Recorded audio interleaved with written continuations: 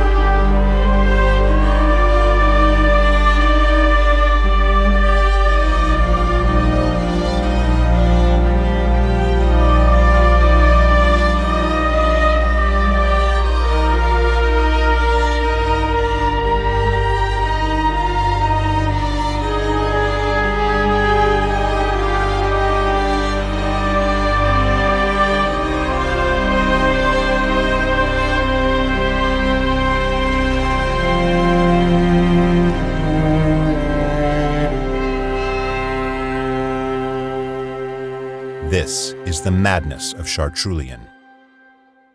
Episode 8, The Burden of Doubt. All right. Yet we must do this again sometime. We're leaving now. Perhaps the next time we see each other, we'll be on the deck of my daughter's ship, eh? Go on ahead. I'll catch up. All right. Time to stop procrastinating. You sick? You forget a bath? Well, that's humiliating. Neither of us are presenting well today, are we? What's your excuse? Restless night. Like every other. You know, you've really changed. Used to be fearless. Didn't care what people think. Least of all, I would never have expected you to buckle under the pressure of a little girl and her man-child of a father. What should I have done differently? You can and should say no to them. I can't even keep Buell on track for 5 minutes. Now he'll be gallivanting off for some pet project. Why didn't you say something? I did! Yesterday! I even tried to give you an out. I took the out. And somehow the conversation was still on the table. And after everything that happened yesterday... You can get away with more than you think. Give me one example of that being true. People follow me around, cleaning up messes and making excuses for me. Sure, I can walk away unscathed, but can everybody else? I have to be careful and think about how my words and actions affect others. That sounds a lot like the Admiral speaking. You shouldn't let these old men drill mantras into your head. It's what I know. And we really need to work on that. Lapidine is not Maldoro. Maldoros' fault is in his conviction. Lapidine's is his faith. His faith? In you? He's trying with me. But I can see him losing patience. I find new ways to disappoint him daily. Maybe just try thinking for yourself and not doing what other people tell you. I tried that.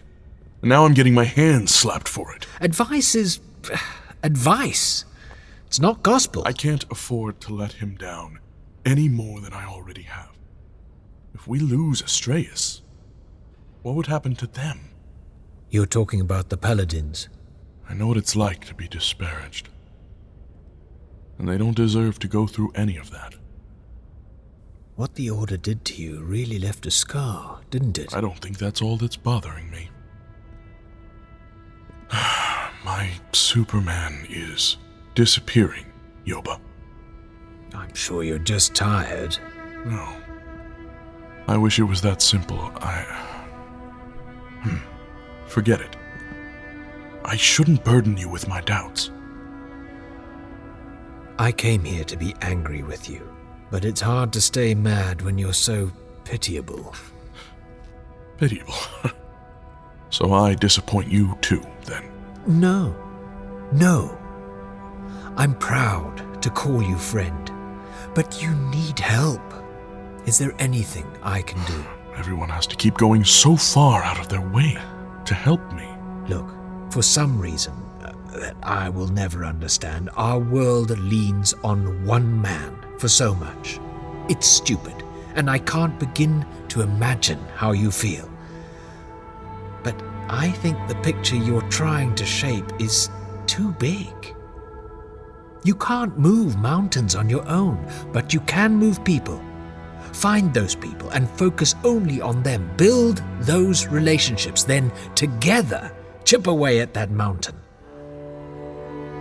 To that end, I certainly don't mind stepping in wherever you need me, however you need me.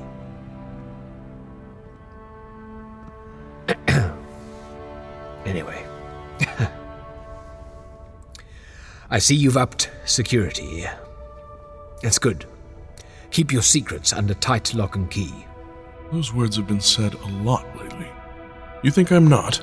I, for one, just walked right into Astreus without anyone to question me. There were guards. Guards who will let in people you trust. I need you to be your own gatekeeper. Trust no one. Even you. I'm not giving you an opinion. We are all capable of mistakes. Now, if you'll excuse me, I have to go and make sure no one starts another war.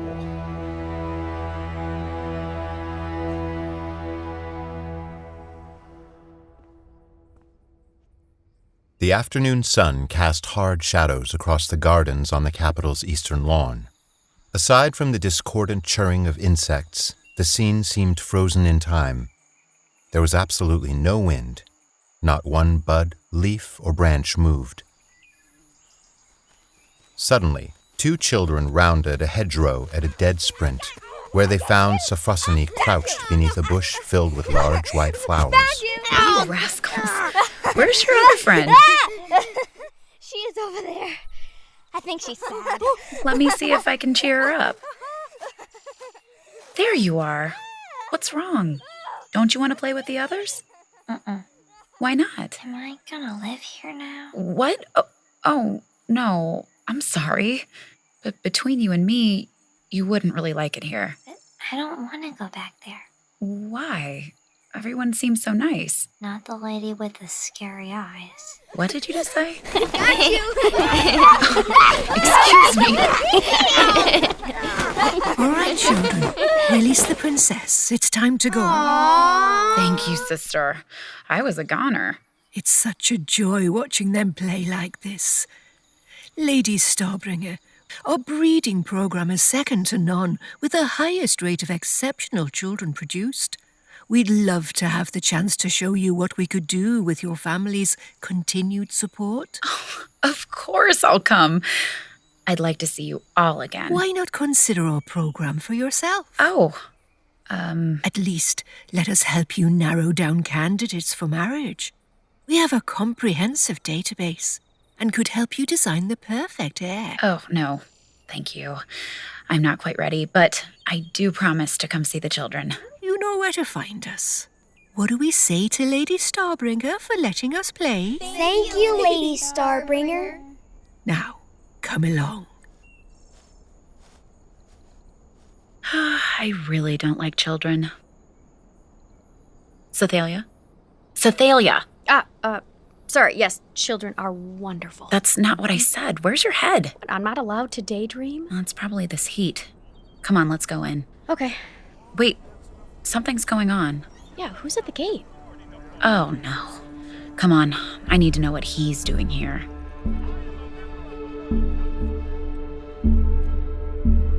An acrid smell hung in the afternoon air. The temperature had risen since morning. Whatever was at the source of the stench was even less fond of the sudden spike in temperature than Yoba, who stood overlooking the courtyard from the council chamber balcony. He had stepped out for fresh air, but found the opposite. He was left with the choice of vomiting in front of the entire council or vomiting outside. His dark blue tunic now hung heavy, and his shoulders were beginning to ache under its weight.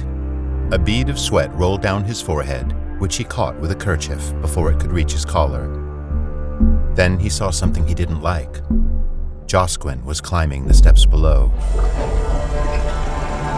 You don't have the authority to bar my entry! We aren't going to let anyone inside this building without the authorization of the Chamberlain, or the King. I am a member of the Royal Council! Lord Josquin, welcome back to Simitu. You look well. Oh, you can drop the act, Yoba. I know you're not happy to see me. It's my job to welcome all visitors. Should we move somewhere more comfortable? Some wine, maybe? I'm not a visitor. I'm here to do my civic duty as an alderman of Caelum. That reminds me. I got your message. Sorry, I haven't had a chance to craft a response. Things have been very busy. So I've heard. King Starbringer has returned to Simitu. But that's not all, is it? Tell me, as a member of the Royal Council, why have I not been included in negotiations with the Rao? Are you trying to humiliate me? The Council thinks it might be better if you sit this one out. The Rao are a planetary concern. You need representation from Caelum. We've got someone.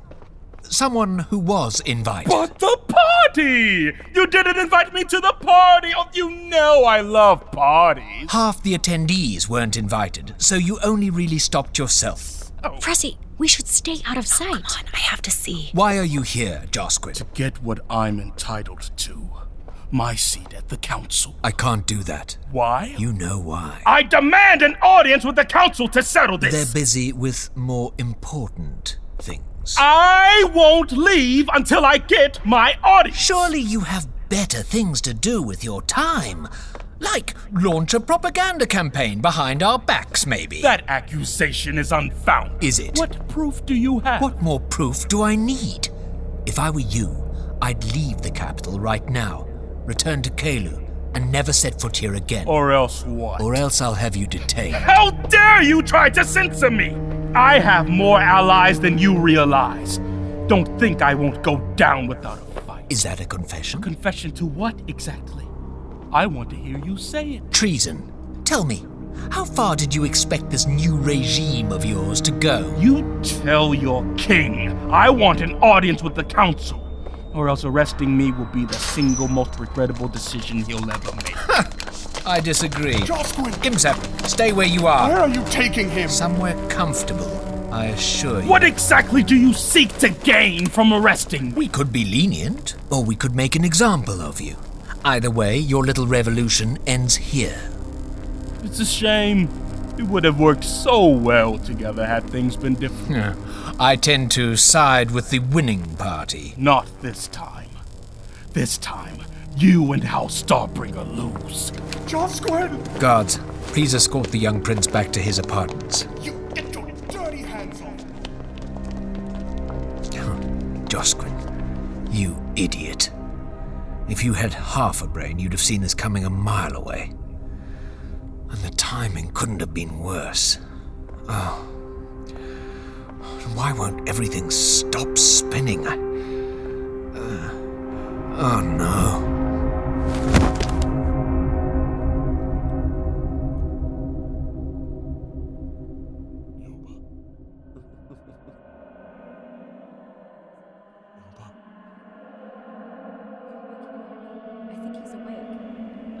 Still burning with fever. Sophrosyne,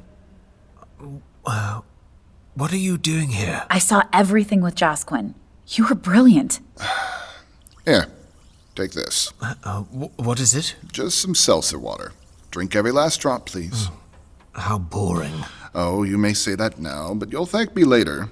You're lucky to be alive. What do you mean? You should lay off the wine for a while, at least until your stress levels return to normal. I haven't had that much to drink. Well, with everything going on, maybe you just lost track. That's unlikely. I have great self-control. When's the last time you drank? Last night. Are you entirely sure? Yes. But whatever I drank was particularly strong. I didn't feel great immediately after. Was it from the row? Yes. In hindsight, that wasn't a very good idea, was it? You show all the telltale symptoms of acute alcohol poisoning. Frankly, I'm surprised you remember your name at this point. I'd like to keep you here for a while. No, there's work to be done. I'm sorry, you seem to be under the impression that I'm making a request. Our dear Chamberlain is a lush. What'll my father say? Your father can drink me under the table tenfold. I should go tell him what just happened. Leave this part out, please. It's embarrassing. All right, just promise you won't give Dr. Tomlin a hard time. No guarantees there, I'm afraid. Well, now that we have some privacy, I think a delightful palate cleanser to that seltzer water would be a detailed explanation of this alcohol you imbibed. No, let's trade. You've been close to the sickly ambassador Cider. Yes. Apparently there are limits to their immortality. Eternal youth rather than eternal life, if you ask me. Did you mention the order to them? Well, briefly. On my last visit, they seemed very curious about the temple. The rites of passage in particular. I really didn't want to row death on our hands. I don't understand why they brought such a frail man to an alien planet for something this important. Trust me, if he was going to pass away, it's not going to be on our hands at all. Honestly, I don't see what use he could be in his condition. It's certainly an interesting question. What use could he be?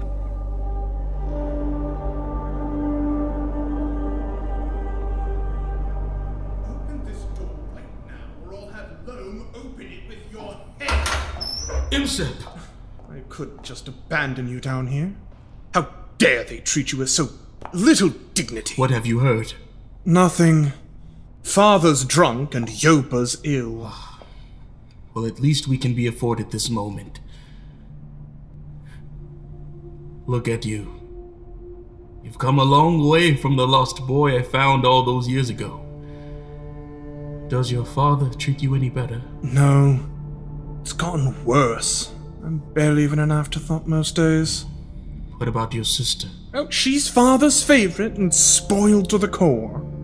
You wouldn't believe what she gets away with. I hear she's gotten quite beautiful. Her re-entry into society has been a topic. Exactly!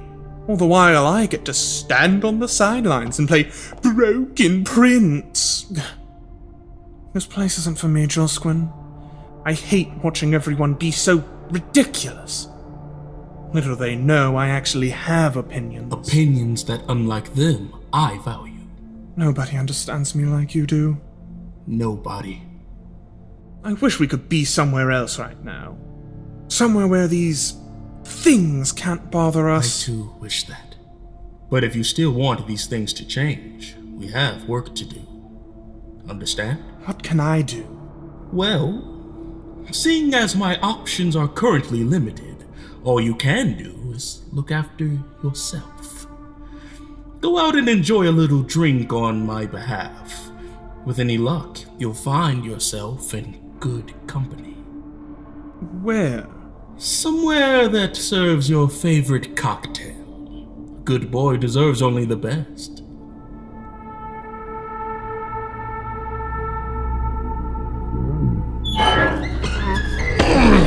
Is the coast clear? Glad you're finally good for something. Who knows how long it's been since this door's been opened?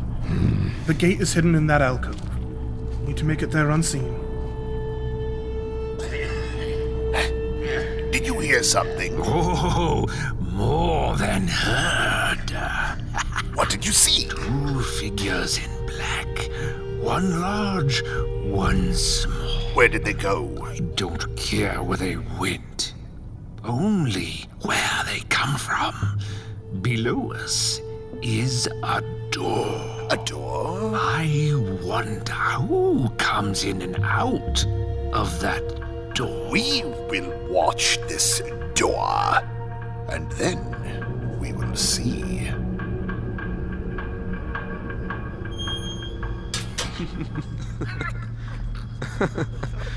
That was fun. That was fun. Back alley is still the best. Shh, quiet, you idiots. You shh. Come on, shh. Quiet, stay quiet. Which entrance should we use? He's probably still working. If we go in through the gym, you'll probably never know the difference. Good idea. Just leave your overcoats.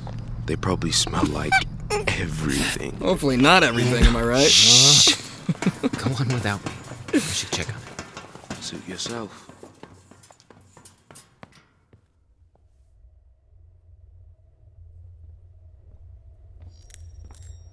You're still up, I see. What are you eating? Do we always keep these on hand? Yeah. These are actually acceptable. And now you've discovered food. What's next? I don't know. Hand me another. All right. You're getting crumbs all over. Borsha has been trying to force food down my throat every chance she gets. Apparently, leaving it around my work area is part of some new tactic. Well, looks like it's working. At this point, anything to get her off my back. Parum. Do not call me that. Whatever. What are you working on? Is this for Sophrosyne? This is the Sophrosyne. Just one afternoon with a girl and you're building her a ship. This is not for her. She just gets to put her name on it. The Sophrosyne. Well, it is a good name. Although I still don't understand why we're doing this. Today was a first for me. Listening to someone else's dream for a ship. It reminded me that there is no solitary vision or a perfect future. I would like to build something. Something more substantial than the 9. Benevolent and beautiful, but with the might of Azuria. What about the 9? Are we abandoning them? I can't imagine Lapidine being happy about that. Lapidine understands our situation. Which is... Despite our victory against the Rao, the 9 are ultimately a failure. The Berserker feeds on Azuria and is a threat to everything we do. Until we learn how to eradicate it, we cannot in good conscience build more like them. A new project gives us a chance to start over. Hopefully, along the way, we can fix them. And what about us? Shan said something very interesting the other night that has me thinking. She referred to Azuria as a presence. An old friend. The ships may not have learned sentience. It may have been there all along. So you're saying the Azuria is making the 9 act on their own, not the Berserker? Azuria is the collective consciousness. Energy harvested from knowledge. We only assume it's omniscient, faceless. And we can easily be wrong. That makes some sense, but I don't know, it feels like a hostile takeover. Almost like it can't tell us apart from the machine. Well, whatever is influencing them, it has shut me out. So I have no further insight. Isn't that taking it a little bit personally? I should feel that way. I made them. Now please, leave me be. I need the silence to be able to think. Well, just don't stay up too late. Maybe you should discover sleeping in your bed next. Wait, what's that smell? What smell? You smell like aged meat and fermented grass. Where have you been? I haven't been anywhere. It's no use lying to me. You've been to Bacca. Here we go. Apparently what I said about leaving the compound fell on deaf ears. Well, maybe we deserved a break. It's better than watching you kiss ass while the rest of us are just standing around waiting for something to happen. Do you think I want any of this? Of these people? I don't really know anymore.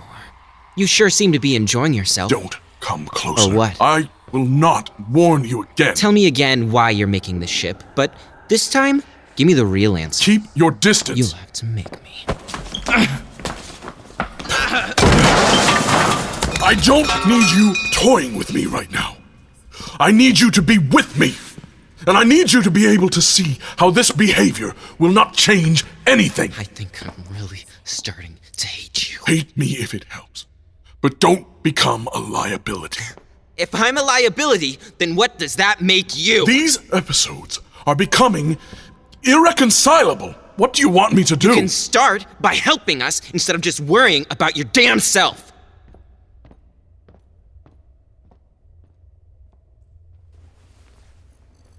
But is he wrong?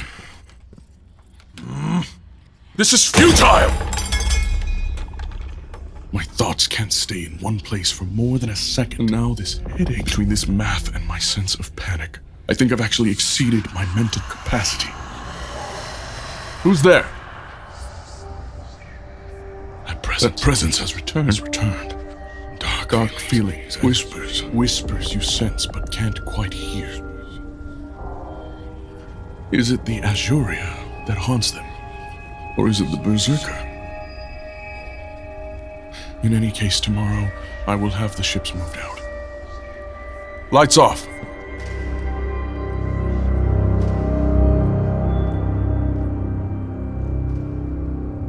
The work lights dimmed as Chartrulean strode off down the corridor to his apartment, but not before taking a brief detour. He came to a pair of tall doors made of heavy metal and concrete. On the other side was a chamber, walls covered in a strange black material that absorbed all light and sound. The chamber simulated the vacuum of space. Chartrulean visited often to satisfy some morbid curiosity. As he crossed the threshold, his ears began to ring from the subtle change in air pressure. Even while inactive, it was thrilling. The effect in here is fascinating. In a way, it resembles the void, darkness, silence. But there is a real danger here. Not just one of suffocating, but of losing my mind. The silence is beyond anything I have ever experienced. Even now, fear prevents me from closing the door behind me. What would my mind do if I let it wander right now? You are more of a paradox than I expected. Don't let these old men drill mantras into your head. There they are. Those little stray thoughts. Yet fierce. I like you. We'd have more help if you didn't drive everyone away in the first place. The picture you're trying to shape is too big. Like embers, rising from a fire that rages out of control. You must devote yourself wholly to Shadow. Just as the Berserker has taken root inside of me, I am taking root on Arcus. Whereas before I was free, now I am just more tinder for that fire, same as everyone else. And watch us be swallowed by the blood. Everything I thought I knew about this world is wrong. About the people, their motives, the intricacies of their politics, and my place in all of it. I like Yoba's idealized version of the world better. People can be inherently good. The one in which everyone is worth saving. He actually had me believing it for a time. Once again, I'm not so sure. What are you all afraid of? Havelion is right. An army of undesirables. We don't want to hear these delusions from a pariah. There are people who make this world worse. I like your ships, but not your Jardikai. You can blame us all you want, but at some point, You have to turn a mirror on yourself. I wish I had his talent for calling them out into the open. I think I'm really starting to hate Take me if it helps, but don't become a liability. When was the last time I stared into the face of a catalepsy and was excited? Why do I suddenly care at all about these banal interactions? I just want to do what you obviously think is stupid. Please, let me try. Especially with her. They look like you, irascible and slightly feral. She's disingenuous. Is a far worse performer off the stage than on. Maybe we're a little bit the same in that way. She wants so badly for me to be someone she can access. My hand still feels strange where hers touched mine. Shake hands. Isn't that how you make things feel more official? I really need to get out of here. If my own smell doesn't get to me first, the sounds eventually will.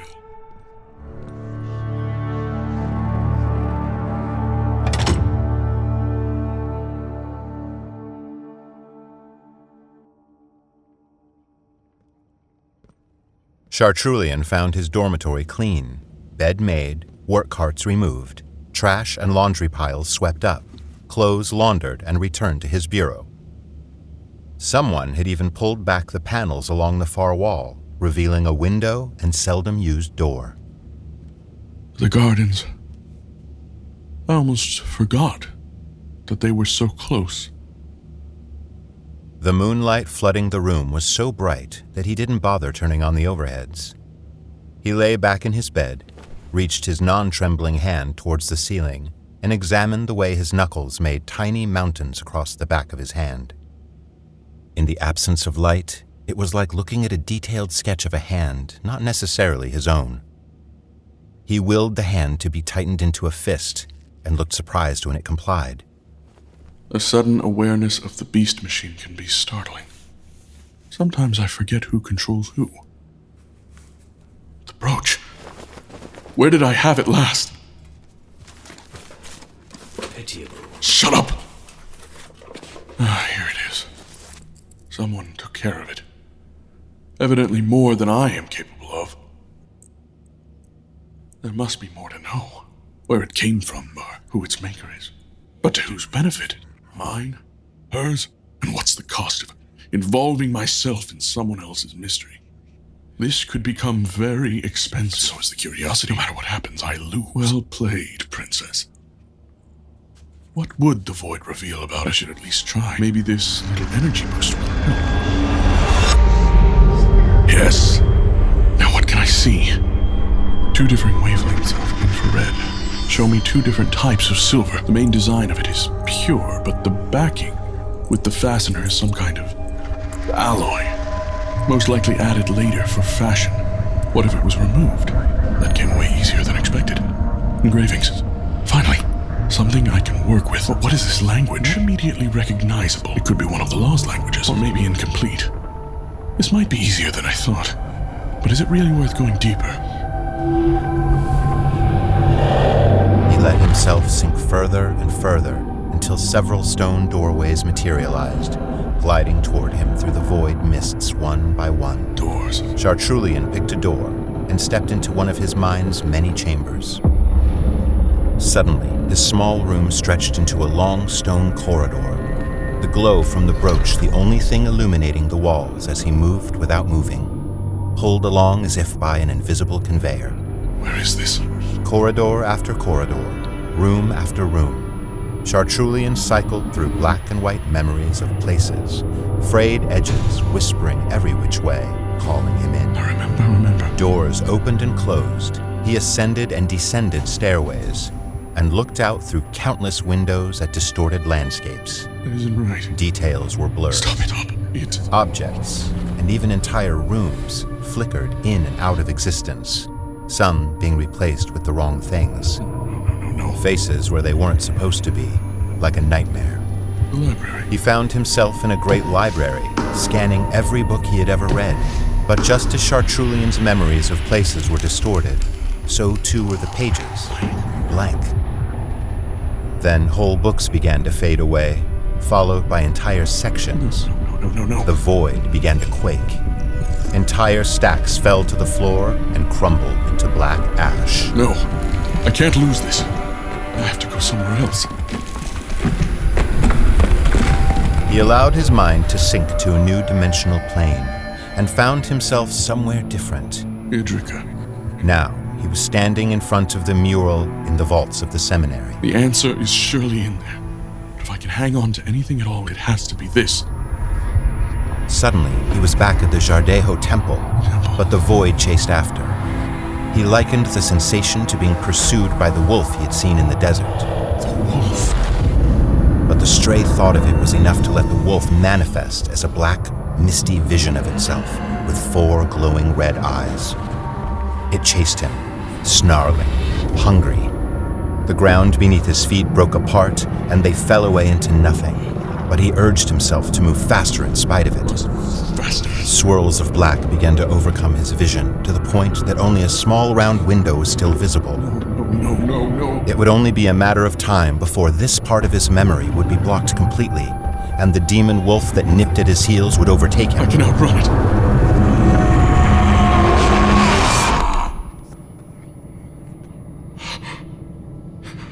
Cold. Too cold. I can't do this on my own.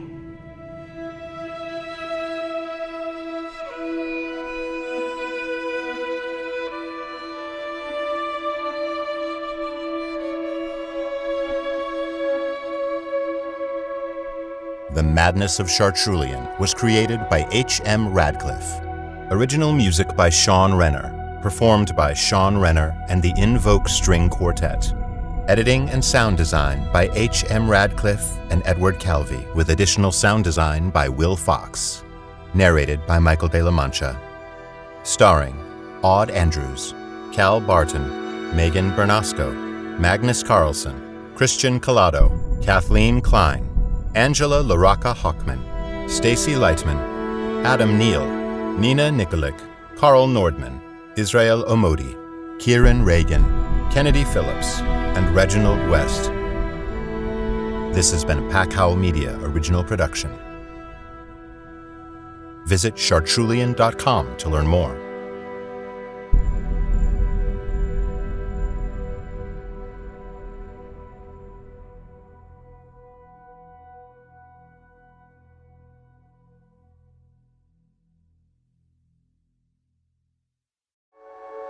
If you're a fan of immersive audio fiction, you won't want to miss out on these shows from Pack Howl Media. The Madness of Chartrulean. Will this world accept my vision of the future? Or is all of this a mistake? The Nebulous Saga. You killed my family. They killed mine. And for 10 years, I've been making the Alliance pay. Tales for Howling at the Full Moon. It is not my worth that brings me here. It is my calling. Another day, another chosen one. To learn more about our shows and find out how to support independent creators, visit packhowlmedia.com.